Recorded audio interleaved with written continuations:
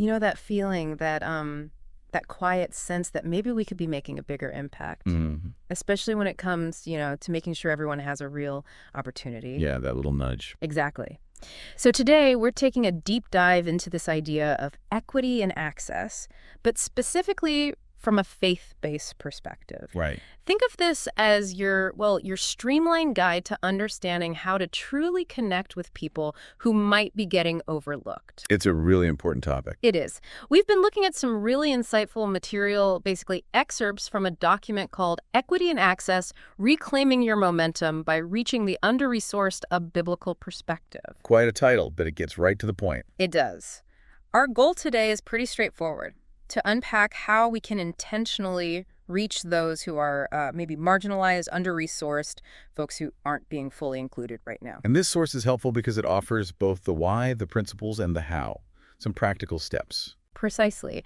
And here's something to chew on right from the start.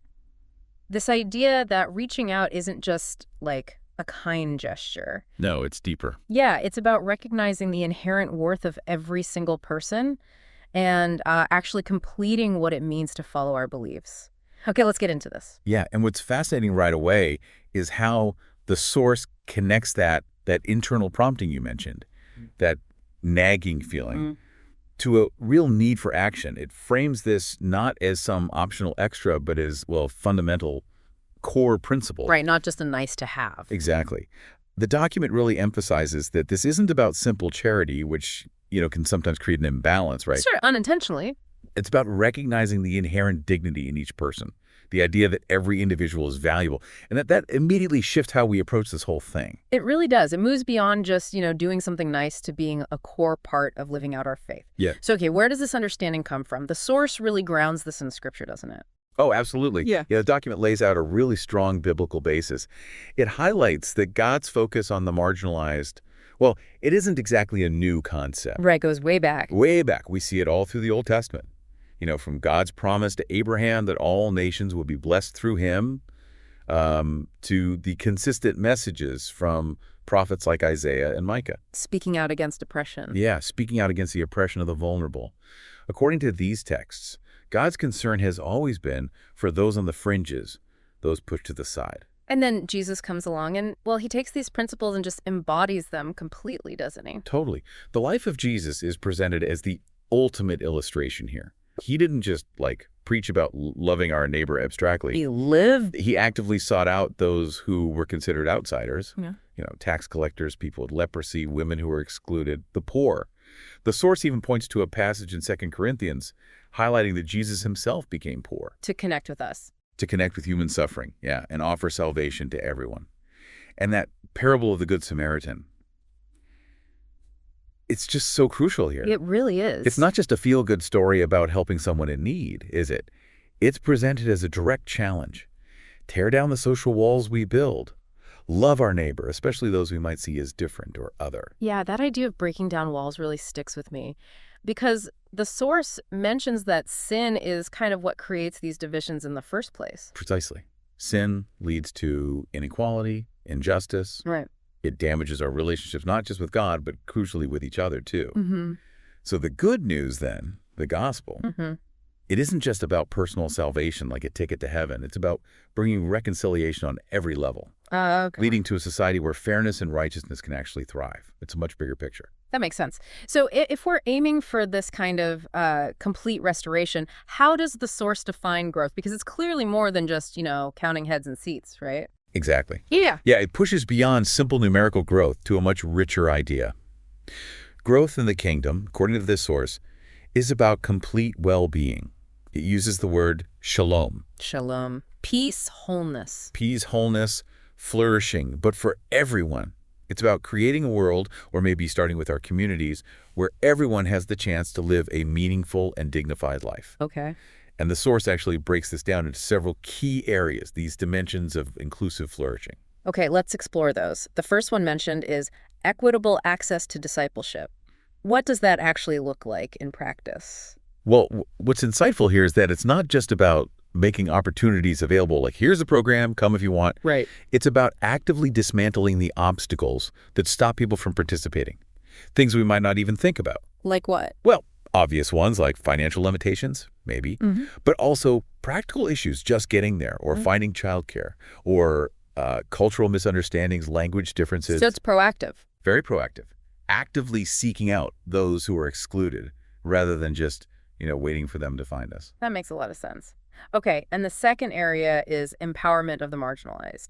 This isn't about creating dependency, is it? Absolutely not. That's a key distinction the source makes. True growth involves equipping individuals, uh, helping them become agents of positive change within their own communities. So recognizing their gifts. Exactly.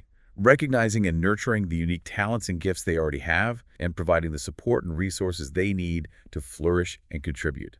It's about partnership, not paternalism. Got it. Then we have justice and advocacy. This sounds like it broadens the scope beyond just individual change. It does. It directly connects our faith with a commitment to addressing the root causes, the systemic injustices that create and perpetuate inequality in the first place. So speaking up. Yeah, speaking up against unfairness, advocating for policies and practices that create more opportunities for everyone, standing in solidarity. Hmm. The source also mentions intergenerational discipleship and cultural relevance and sensitivity. Why are these pieces important for achieving equitable access? Well, intergenerational discipleship is seen as vital for, like, breaking cycles of disadvantage. It means investing in the spiritual growth of people of all ages, The whole community? the whole community, Yeah. passing on faith in ways that connect with everyone, from the youngest kids to the oldest adults, and cultural relevance and sensitivity. That's crucial because, look, the core message might be the same, but how it's communicated and lived out needs to respect and adapt. To different backgrounds. Yeah, to the diverse experiences and backgrounds within different communities. One size definitely does not fit all. Okay. So putting it all together, it sounds like equitable access and empowerment aren't just, nice ideals floating out there. They're actually central to this larger vision of kingdom growth. Precisely. The source really underscores that. Mm. Focusing on these aspects isn't just the morally right thing to do, although it is. It's also presented as strategically important, aligning with what's most central to the faith and being a pathway to truly lasting transformation. Okay. So we understand the why and the principles behind equitable access.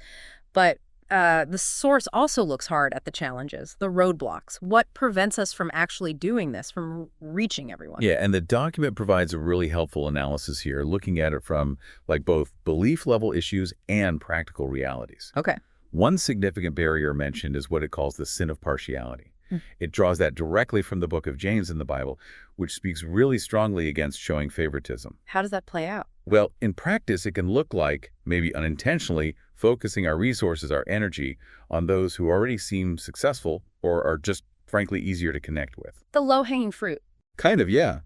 And that means potentially overlooking those who might need more focused effort, or maybe just different approaches entirely. That's a really important point because those biases can be so subtle, can't they? We might not even realize we're doing it. Exactly. Which leads right into another obstacle: cultural blindness and implicit bias. These are highlighted as really deep-seated issues. Unconscious stuff. Yeah, we all have unconscious biases, shaped by our upbringing, our experiences, and these can lead us to misinterpret the needs or even the potential of under-resourced communities. And that can lead to programs that just don't work. Or worse, programs that are unintentionally harmful. The source really emphasizes the need for self-reflection here, for examining our own assumptions. Right. It's like we can't truly understand the challenges others face if we haven't looked at our own perspectives first. The source also mentions geographic disparities and resource allocation. How does geography become a barrier? Well, this points to the often uneven distribution of resources, churches, programs, funding. More populated or affluent areas frequently receive more attention and investment, Leaving other places behind. leaving more rural areas or specific marginalized neighborhoods within cities underserved. The source frames this not just as a logistical challenge, but really as a question of fairness and justice. Are resources going where the need is greatest? And then there's the issue of lack of representation in leadership. Why is having diverse voices in leadership so critical? Well, think about it. If under-resourced communities aren't represented in leadership roles, their unique perspectives, their specific needs, they might not be fully understood or addressed. Things get missed. Things get missed. Priorities might be set based on the experiences of the dominant group. So having diverse leadership is presented as essential for creating initiatives that are actually effective and relevant for everyone. Okay. The source also touches on systemic injustice and oppression and then practical constraints. Can you unpack those a bit? Sure, systemic injustices, these are the big ones. Things like poverty, racial discrimination, lack of access to quality education or healthcare. These create massive challenges for individuals trying to engage and grow spiritually. They're barriers before they even get to the door. Exactly. These larger societal issues directly impact people's ability to participate. And then the practical constraints are the everyday realities, right? Like transportation. Yeah, lack of transportation is huge. Childcare responsibilities, language barriers, maybe inflexible work schedules that don't line up with program times, financial limitations. What's the cost of participating sometimes? Right. Even small costs can be a barrier. All these things can make it incredibly difficult for people to be involved, no matter how good the intentions are behind the programs. Wow. It's a powerful reminder that creating equitable access means tackling challenges on, well, on many different levels. But the source doesn't just list the problems, which is good. It offers a step-by-step plan. It does. A three-phase approach to building bridges. Okay, let's talk through that. Phase 1 is the demographic inclusion audit. Weeks 1 to 4, it suggests. What's the goal here? Phase 1 is really about getting an honest picture of the current landscape. It's about identifying who is currently being reached by our efforts, and just as importantly, who isn't. So, data. Yeah, data, but with a purpose. The source suggests creating something called a demographic inclusion checklist. Pretty practical. What's on the checklist? Categories like gender, ethnicity, socioeconomic status, geography like urban, suburban, rural age groups, disability status, things like that. Okay. The goal is to gather actual data on who's participating in current programs and ministries, and then, crucially, to identify the groups that are clearly underrepresented or maybe missing altogether. And the why behind this audit? The core principle driving it, as the source points out, is aligning our efforts with God's desire for all people to have access. It even references a verse, 1 Timothy 2.4, about God wanting all to be saved and come to knowledge of the truth. So it connects the practical step back to the core belief. Exactly. And there's even an affirmation suggested for this phase, which I think is quite powerful. I am committed to reaching those who are far from God and ensuring that all have equal access to His grace. That sets the intention. It really does. So it's about taking that honest, sometimes maybe uncomfortable look at who we are actually connecting with right now. Okay, so that's phase 1, getting the lay of the land. Phase 2, weeks 5 to 8, is listening and learning. This sounds absolutely critical for understanding the why behind the data from phase 1. Absolutely critical. This phase emphasizes the importance of building relationships and truly understanding the needs, the barriers, the aspirations of underrepresented communities directly from their perspective. Not just assuming we know. Definitely not assuming. The source strongly suggests conducting interviews, maybe informal conversations, with a huge emphasis on listening. Like really listening, not jumping in immediately with solutions. That takes discipline. It does. It also recommends partnering with local organizations, schools, community centers, other nonprofits that are already working effectively within these communities. They often have deep trust and understanding. Learn from them. Exactly. And it highlights the principles of something called asset-based community development, or ABCD. ABCD? What's that? It's a really valuable approach.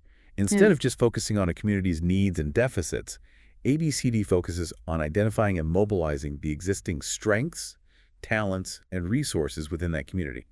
It's empowering. That's a great mindset shift. Any other tools for this phase? Yeah, using things like simple survey tools or maybe focus groups are also mentioned as practical ways to gather broader input. But the relationship part seems key. And accountability. Yes, a key part of this phase is accountability.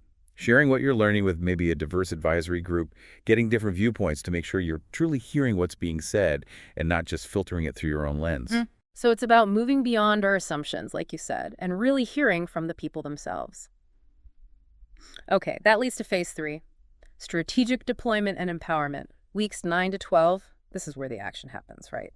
Putting it all together. Exactly. This phase is about taking all the insights, all the understanding gained in the first 2 phases, and developing concrete, actionable plan. Like adapting programs. Yes, adapting existing programs or maybe creating new ones to better meet the specific needs you identified.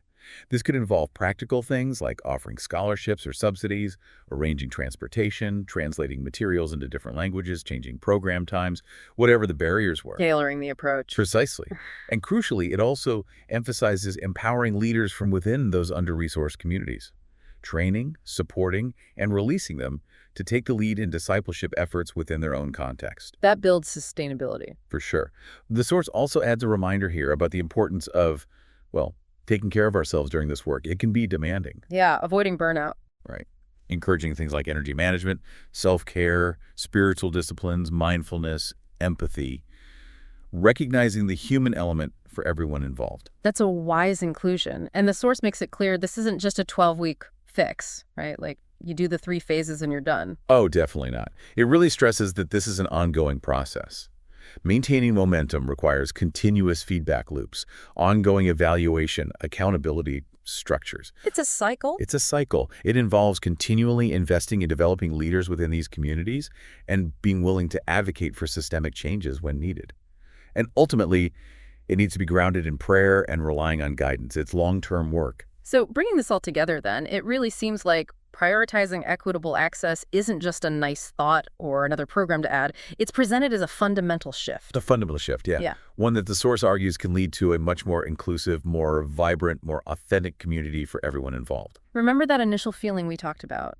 That nagging sense that maybe more could be done. It feels like the insights from this deep dive, grounded in scripture and offering practical steps, give you a real path forward, a way to address that feeling. That's the hope. Moving toward a more just and equitable reality in how we actually connect with and serve others, how we live out our faith together. And, the source concludes with such an encouraging thought, too, reminding us that we're not undertaking this kind of work alone. Yeah, that sense of divine guidance and empowerment being available as we move forward is really important. It is. And it leaves us with a final kind of provocative thought to mull over, doesn't it? It does.